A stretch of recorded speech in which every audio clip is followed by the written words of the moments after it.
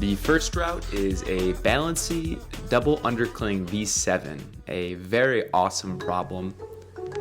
Beginning left, I have a little bit different beta than most people. I choose to get a far foot out, bump my right hand over, and do kind of a shouldery foot move, and then get my left hand up. From there, you walk your feet up and go into the first of the two underclings, the right hand. Get the left foot moved up, and then you have to come into the left hand undercling, which is a really cool move. From there, you get your hand up, and the last hold is pretty tricky. It's a sloper for sure. You have a high foot, and the finish is far enough away to make it feel like kind of a dead point. So pretty cool route. I really enjoyed that one. The next route is a V8 that uses those really cool wedge holds, and the crux falls right in the middle on this problem. But you begin down low, hit those two crimps in order to then move to the big wedge, moving your feet up, and the top of it is pretty great for a nice monkey paw. Getting set on the next hold. This is a really interesting move because you need to shift your weight over to the left in order to make that right hand feel good. And this hold is pretty slick. I actually crimp it and then flag it in order to come in and hit the right hand, but my right did slip off and actually took my left foot with it, or my left hand with it, excuse me. And just gearing up into the crux once more.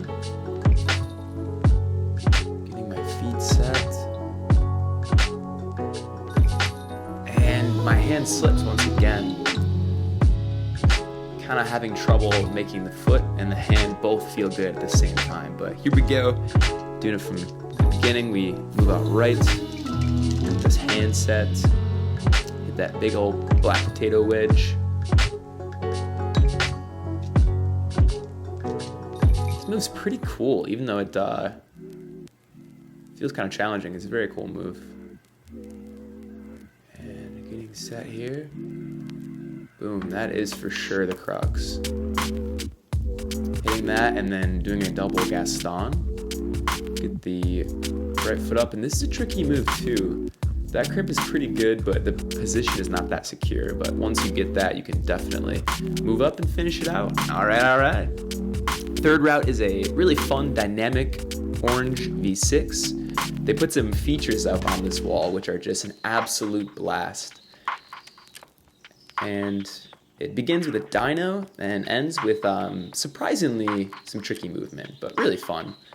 So kind of move into this pinch here and then get the left crimp, get the feet set. And I kind of lead the dyno with my right hand first, and then the rest of my body follows.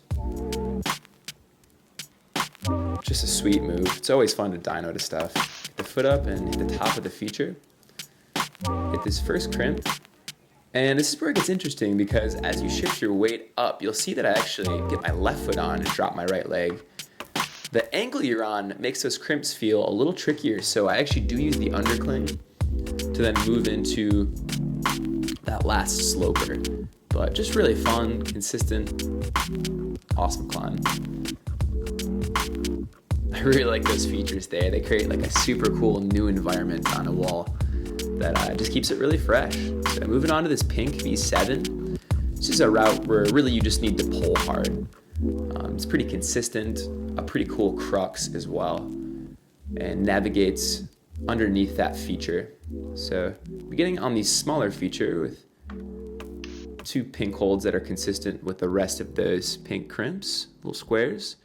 Hit that, get the feet set. And there are two holds you can't see very well, but I'm just hitting one of those. I go out pretty far right, walk up, come into that. Felt really solid when I hit that. Match and boom, go out, hit the crux. Your feet come off, but thankfully the right hand is solid enough to hold your body weight on. Move it up and then just finish it out there. It's nice to get your foot on the feature, definitely makes it feel way more secure.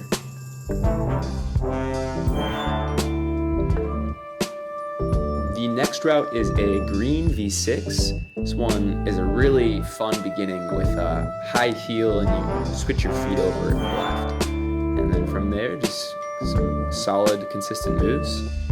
So beginning on that feature, get my right heel up, heel hook that. You can almost kind of jam in between those features if you want. But move out to the sloper, hit that, and then cut the feet and swing them over. It's a really fun move. This is the crux here. Coming over and hitting the right hand.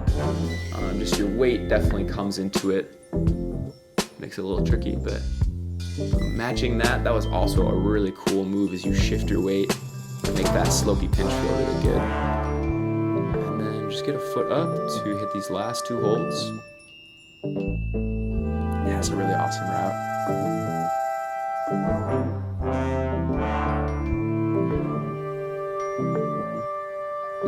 And the last route is a V5 that follows these features and really uses the features extremely well.